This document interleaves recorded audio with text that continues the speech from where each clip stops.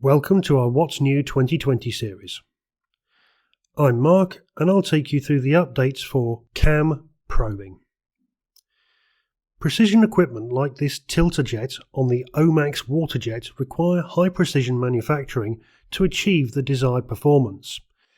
Components like this fixed plate housing have many critical features with precise tolerances.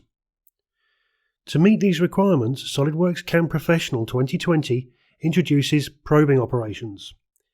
It's easy to create a new probing operation and associate it to an existing setup. Choose the desired probe from your tool crib and select the previously machined surfaces to create new coordinate references for the subsequent machining operations. Like all CAM operations, it's easy to move the probing operation in the tree prior to machining the mounting features. From here you can quickly simulate the new tool path for the probe, much easier than adding this operation during post-processing. Machined features like this groove require precise vertical measurement. Using the new probing operation functionality makes this easy. This time, the previously machined bolt surface is used to create a new vertical reference.